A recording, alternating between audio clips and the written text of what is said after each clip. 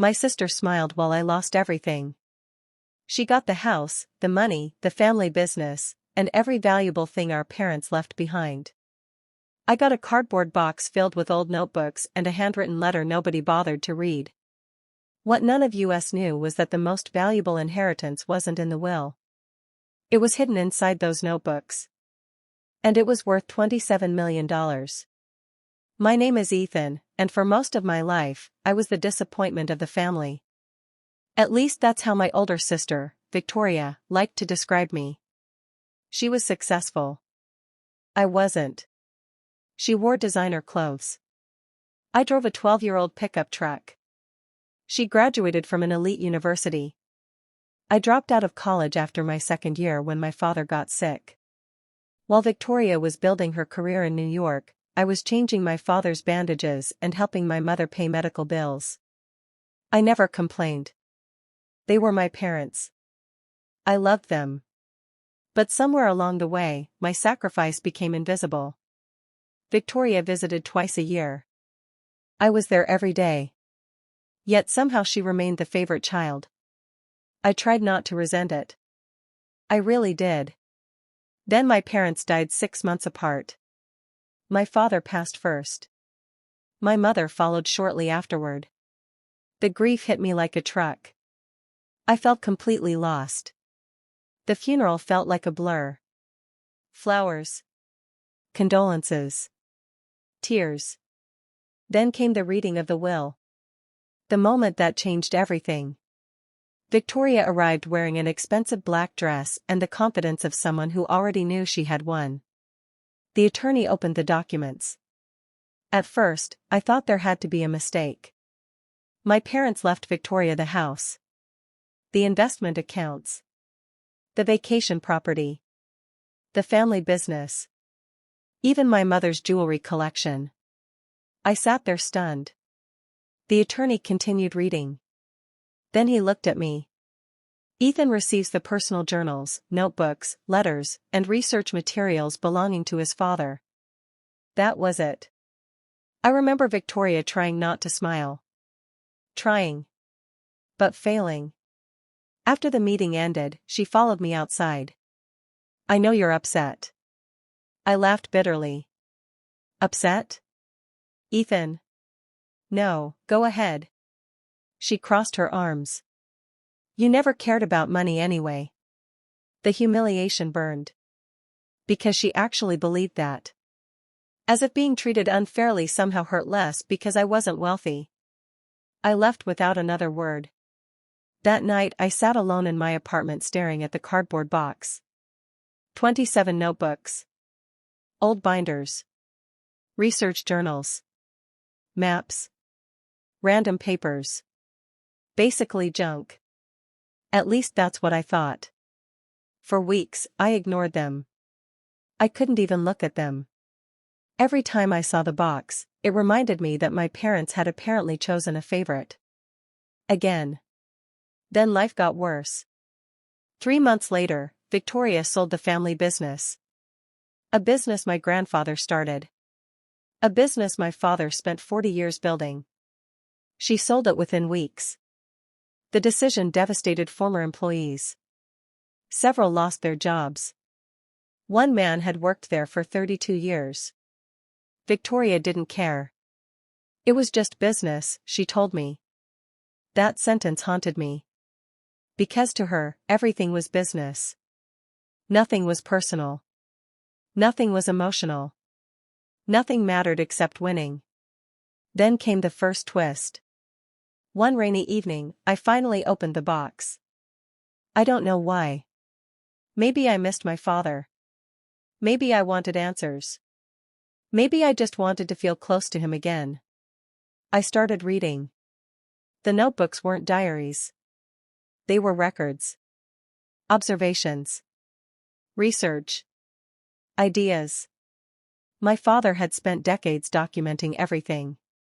Business notes. Historical research. Personal reflections. Random discoveries. Hours turned into days. Days turned into weeks. The more I read, the more I realized something strange. Certain phrases kept repeating. The same symbols appeared again and again. Specific locations were mentioned repeatedly. At first, I assumed it was coincidence. Then I noticed something else. Every notebook contained highlighted letters hidden inside ordinary sentences. My father wasn't writing random notes. He was leaving clues. My heart started racing. Why would he do that? Then I found the letter. The one hidden inside notebook number 21. The envelope simply read, "For Ethan." Not for both children. Not for the family. For Ethan. My hands trembled as I opened it.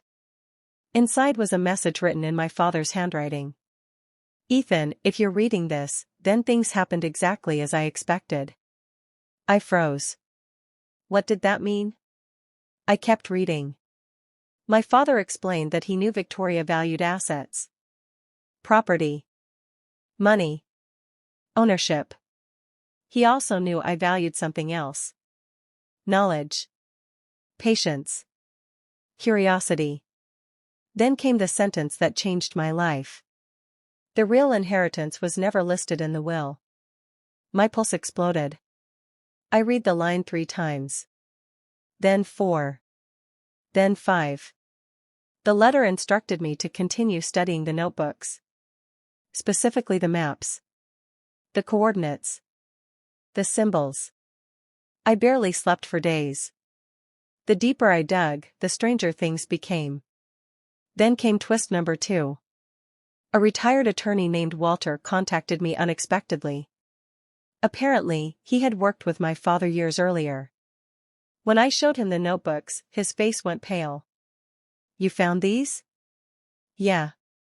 He stared at the pages. Then he whispered something unbelievable. "Your father never trusted traditional investments." "What do you mean?" Walter leaned back. "Your father spent 30 years quietly acquiring intellectual property." I blinked. "What?" "Patents. Licensing rights. Royalty agreements. Mineral rights. Technology holdings." My father had invested in ideas. Not businesses. Ideas. Thousands of them. Many failed. A few succeeded. One became enormously successful. Walter pointed toward several coded entries. He documented everything. I felt dizzy. "How much are we talking about?" Walter hesitated. Then he answered. "Potentially tens of millions." The room started spinning. I genuinely thought he was mistaken. There was no way. No way. Then we began tracing the assets. One by one. And the numbers kept growing. 5 million. 9 million. 14 million. 21 million. 27 million. $27 million. Not hidden in a vault. Not buried underground. Not sitting in a secret bank account. Hidden inside ownership rights that only someone who understood the notebooks could identify.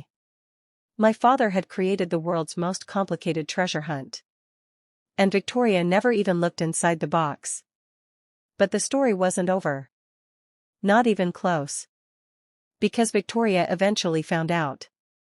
And she lost her mind. The moment she learned about the assets, she called me. "Ethan, we need to talk."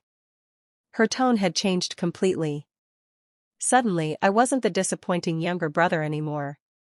Now I was important. Funny how that works.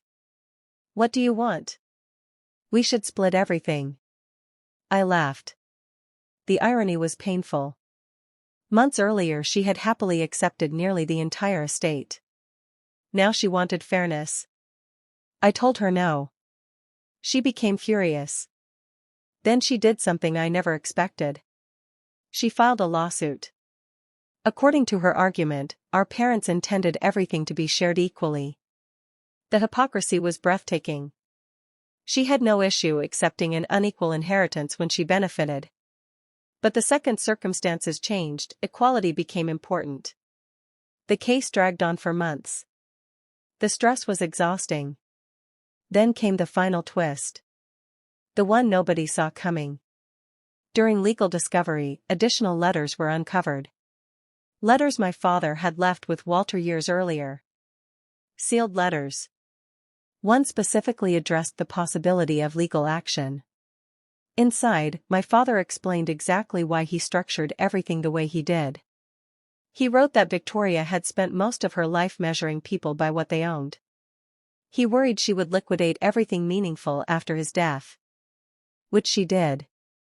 He wrote that I had spent years caring for family without expecting rewards. Which was true. And then came the sentence that ended the lawsuit. The journals belong exclusively to Ethan because they require character, not ownership. The courtroom became silent. Victoria looked devastated. Not because she lost. Because for the first time, she realized our father understood her perfectly. The judge ruled in my favor. Completely. The case was over. The assets were mine. But surprisingly, the money wasn't the best part. The best part came later. Months later.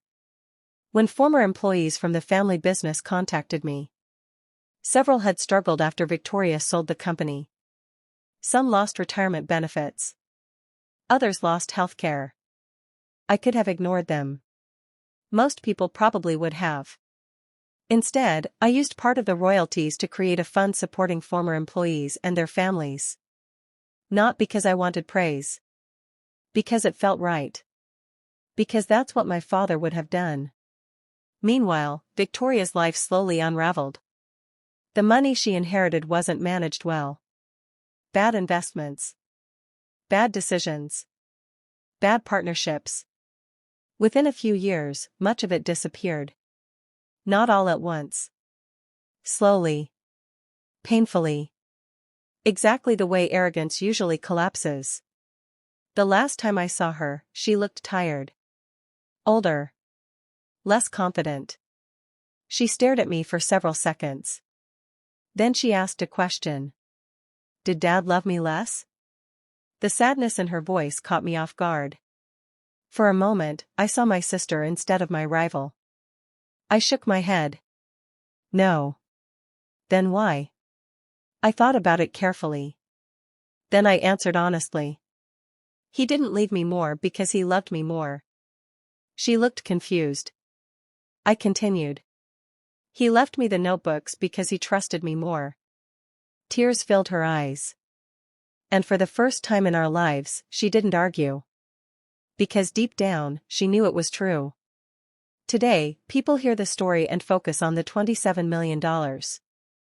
They're missing the point. The money wasn't the inheritance. The trust was. My father didn't hide wealth from Victoria. He hid it inside a test. A test of patience. Curiosity. Character. And while my sister grabbed the obvious prizes, she ignored the one thing that actually mattered. The cardboard box sitting quietly in the corner. The box she laughed at. The box she called worthless. The box that contained my father's final lesson. Sometimes the most valuable things in life are the things everyone else is too impatient to see.